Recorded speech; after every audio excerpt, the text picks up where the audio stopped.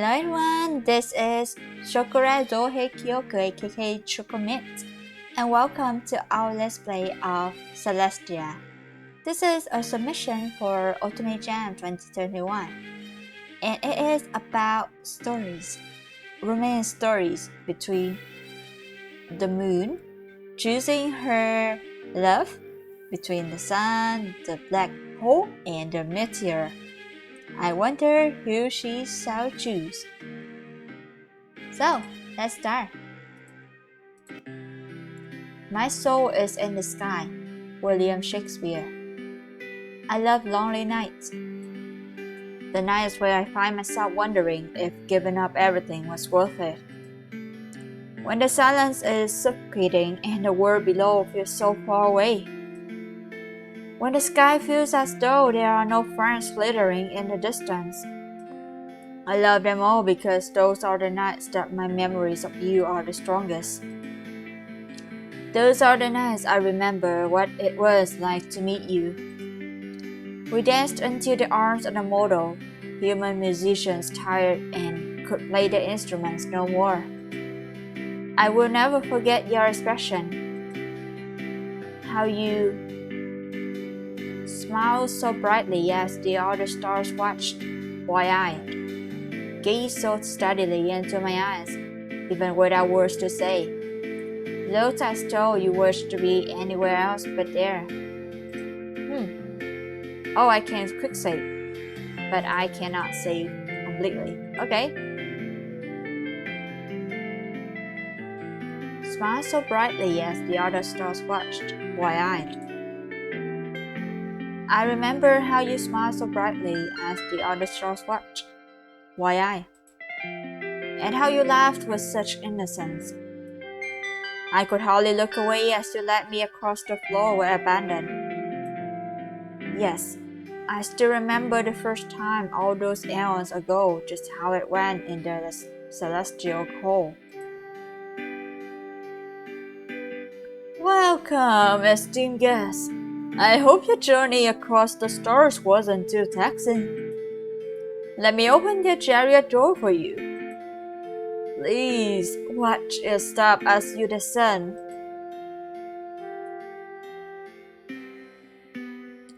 Oh! Arms reach out to steady me as I tumble forward, my legs long and unwieldy like a fawn newly birthed. I've seen many of them born from my position in the sky, but I never expected to understand how they felt so quickly. That was quite a landing. It seems you are still unsteady after so much time outside of a physical form. He gathers me in his arms, the almost too warm sensation of his clothes feeling comfortable against the wind. He looks into my eyes, smiling kindly. Worry not, your mobility will return to you the longer you walk in this form. Come, let us get you inside. His eyes glow with the power of his true form, the power of the sun. Oh, this is the sun. Okay. I guess we can see clearly from his how he dressed. Like his color scheme is very warm, very bright, especially his eyes. I really love his eyes. His clothes is burning hot. Yes, I can see the flames coming out of their sleeves. Sometimes warm helps. Just to be sure I place you in the correct room. May I have your given name? I will keep the original name, which is Iluna, I guess. Sometimes it's kind of hard whether to understand it is the L or a capital I. Thank you. Please stand by as I check the rooster.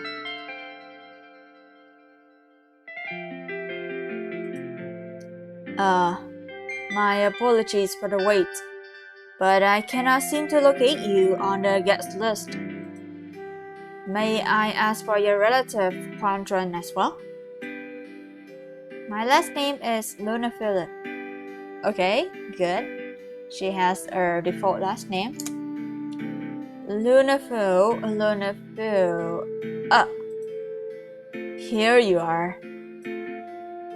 Zouheikyoku Luna Phil, the newest moon. But of course, you're not on the guest list. You're the guest of honor. No wonder I did not recognize you. He flushed suddenly. This is one of your first time in human form since you became a celestial. I nodded slowly, my skin aching uncomfortably. I nodded. After all, I can only descend from my moon once each century. I have just 10 days in this body. I must use the time wisely. And I did not even notice. Allow me to introduce myself then.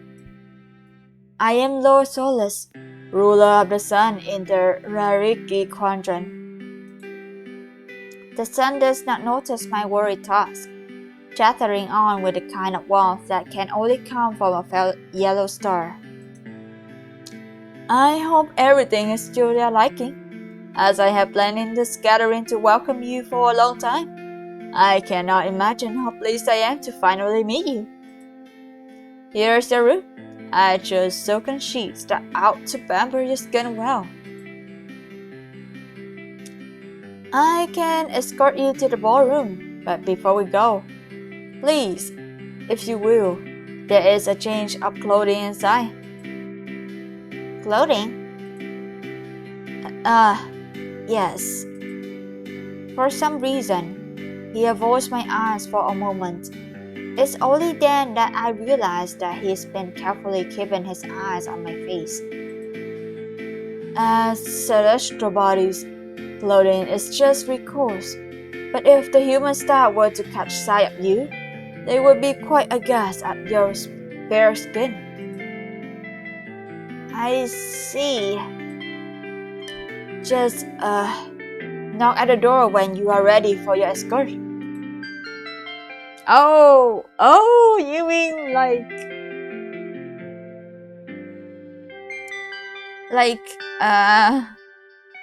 she has been naked the whole time? Oh my. That's, thank you for being a gentleman. It takes me a long moment to figure out how to put the garments on, but when I finally arrange them properly, I nod to myself. This looks about right. I knock on the door as a warning. I'm ready. You most certainly are. She's pretty. Wow, she's so pretty. I like her eyes. It's really silver, grayish, silverish. It's really nice. Really nice. Like really nice. What an interesting reaction. I tried and failed to keep the bewilderment off my face. Has he not seen many human forms? Why does this one make him stare so? I keep it in mind as Lord Solis squared his screw. You will be most pleased to know that your human clothing has been painstakingly repaired by the Iridian people. Right away, I recognized the name. I have looked down on the island of Sofril for so many decades, but I have a single question. Why? To thank you for protecting them from the floods last winter moon, of course. I see. Thank you for informing me. I am hardly worth the trouble.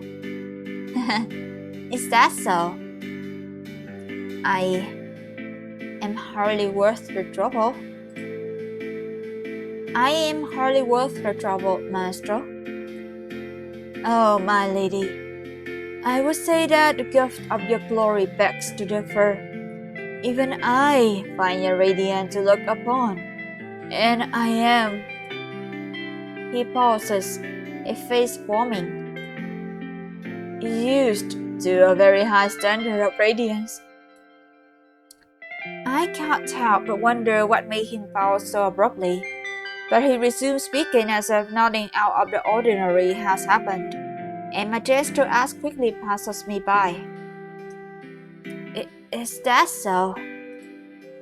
Most certainly. The Iridians have assured that you will outshine the brighter stars in such garb. I am certain that you could catch the sight of any star you wished for. His words felt like flattery, if only because I am not one used to such attention. I've gazed out on many lands, but it feels strange to be under the gaze of someone else. I am pleased that I will not stand out as underdressed, but I can't say I feel deserving when I was merely performing my duties. As such, I doubt I will catch any eyes with so many other guests there. My moon is insignificant, and the world I govern much more. You speak candidly, but at the very least, I can say for certain that you have certainly caught mine. I see you insist on flattering me, Lord Solis. Oh, to be reduced to a mere subaltern. You wound me, but such meek words only make you all the more shining. The maestro paused low.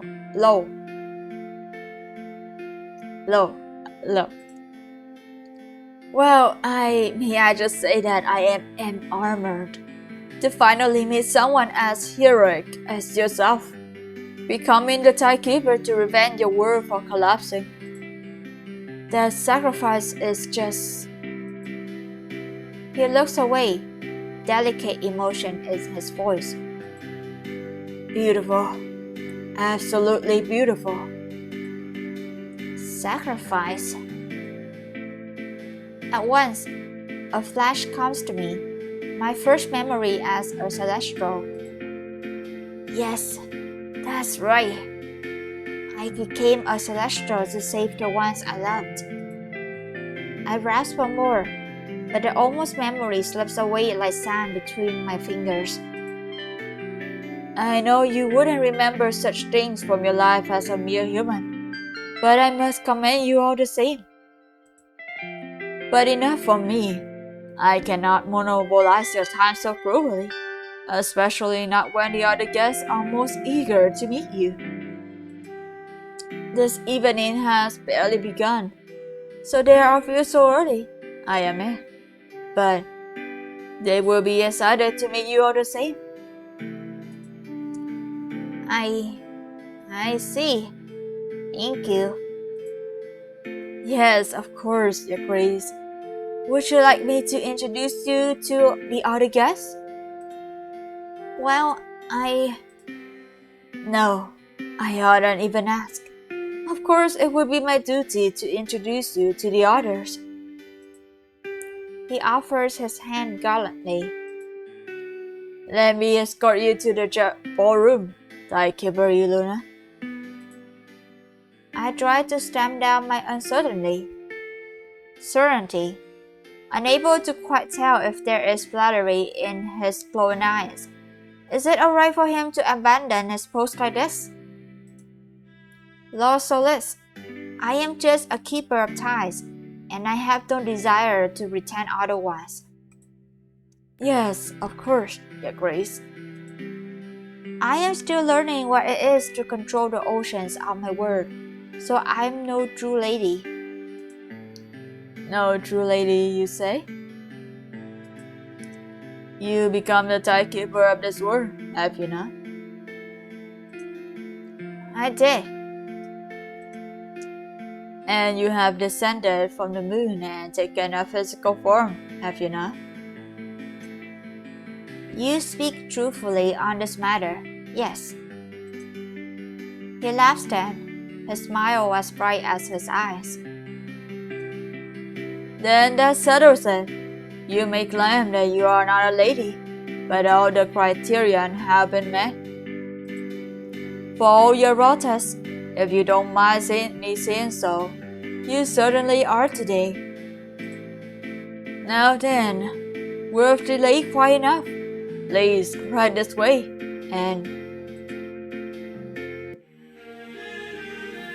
welcome to the Hall of Celestials. He gestures with a wide, grandiose air. He mentioned there just being a few guests here, but the room feels back full. Perhaps because it's been a long time since I've been in the company of so many others. He drops an arm in disappointment, muttering under his breath. I told those human musicians to begin playing music the moment they were informed of your arrival. He sighs at the sight of the musicians who are far across the room, apparently still tuning their instruments and getting ready. Better late than never, but honestly, I stand in the entrance of the ballroom, looking at the room of guests with Solis at my side. I can hear the whispers. Sir, the new Celestial. I heard she became one of us to save this world. She's beautiful. The music surprises me as it suddenly swells, making me forget about my self-consciousness. If it were just Solis, the attention would be easier to deal with, but it is. I look around the room. Among the crowds of bustling celestials, two catch my eye as the other guests slowly pour around me. One is a familiar face, telltale arrows at his waist. I can see my dearest friend, Baladester the bounty hunter, gravitating toward the corner of the room.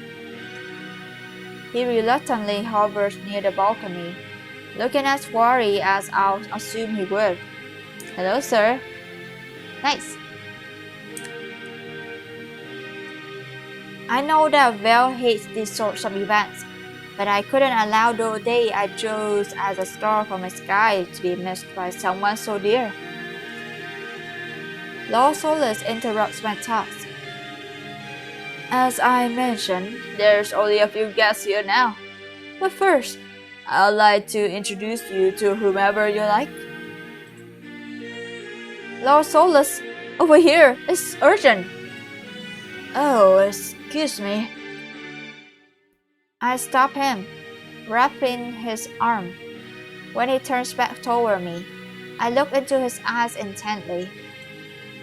Wait, before you go. Yes? Who is that?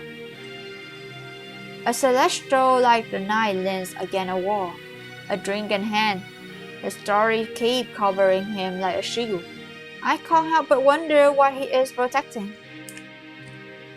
Oh, wow, he's so handsome too. I mean, everyone that we just met in the room is very handsome. But this person is most certainly the most handsome in my taste. I mean, Los Solis is very handsome too, and Val is also very handsome too. But unfortunately, I don't think we'll be going for him this route. Dad, Your Grace, is Prince Shokora IV, and I will be right back. Please wait for me. He bows low, then hurries away, leaving me to my own devices, which, in all honesty, means nothing. I roll the name over my baton, using it as a diversion against all of the people in this room. Near the front of the room, I hear a most welcome distraction. A swell of music started playing, made by the human musicians Lord Solis mentioned before he left. I'll need a dance partner soon. I smiled for a moment, thrilled at the idea of my first dance, but it's funny. I'm choosing a dance partner just for the night, but soon I will be choosing a partner to join Sky's with. How does that make me feel? Nothing. It is my duty, after all. Lonely. Excited. I feel excited, yes? I mean, it's like you have a choice after all. Having someone by your side. It's really nice. How exciting! I've known this day would come since I first became a celestial. The day where my sky would change, and I would be bound to one of the guests here. I have long since wished that one of the stars glittering in the distance might one day be someone I am close to. I look around the room again, suddenly uncertain. The other celestials around me seem to gravitate toward each other, but I feel lost among the fluttering capes and dresses. I find myself backing away from the dance floor. As I back away, I bump into someone. Oh! I turn, and right away, my eyes light on Solis. Are you okay? Are you alright? The sight of his familiar face is both calming and refreshing, if only because of his warmth. I am, I think. It occurs to me that Solis was called away mere moments ago, and that he has suddenly returned. I force myself to relax. Did you take care of your errand so quickly, then?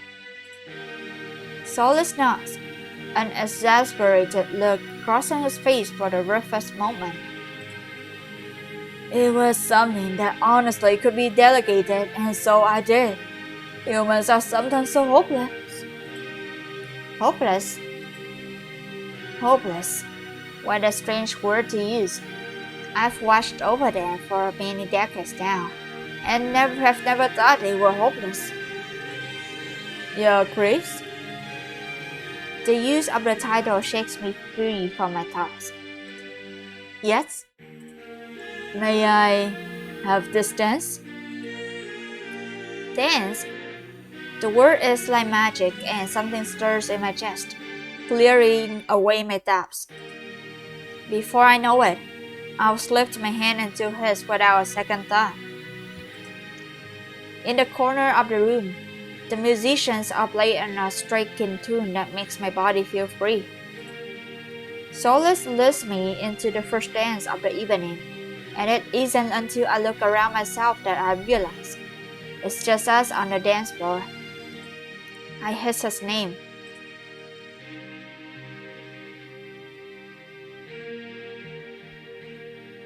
Oh wait, should I click to continue? I guess we should, or let's watch this dance a little longer. Nice. Okay. So Solis. Okay. Lord Solis. Yes. Why is no one else dancing? Does the music not appeal to the others? Solis looks at me in surprise before smiling gently. The guest of honor must be the first to dance. He places his hand gently against mine, our palms touching slightly as we walk around each other in a circle. You set the tone of the evening, Zouheikyoku. Where you step, Zouheikyoku. He twirls me in a circle, then brings me close, his hands caressing soft on the small of my back. I follow. Oh. Somehow, the way he speaks with such certainty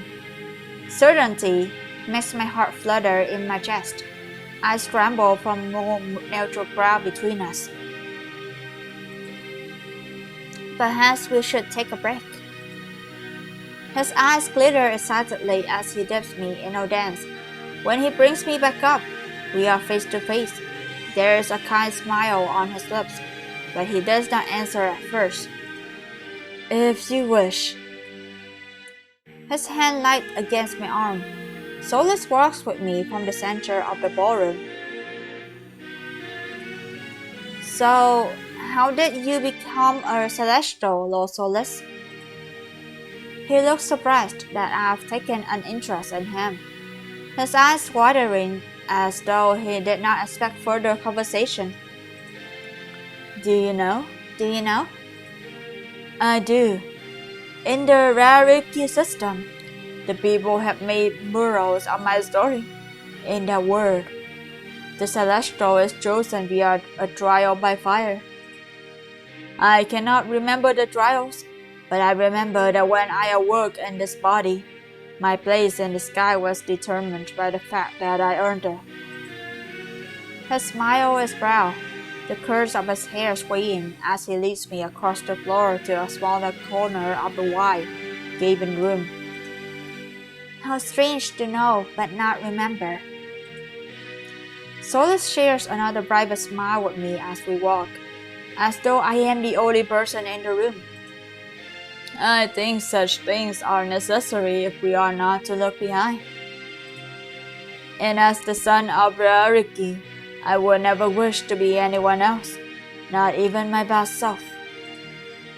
Before I know it, the music has ended, as has our time together. He bows low, his lips soft and fall against the back of my hand. May you find your star, most luminous one. It's my second dance of the night. As warm as Lord Solis makes me feel, I should dance with someone new. And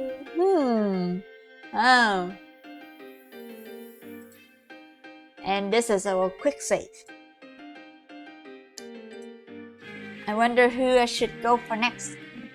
Zouheikyoku, Valandester, or maybe we should leave that till next time.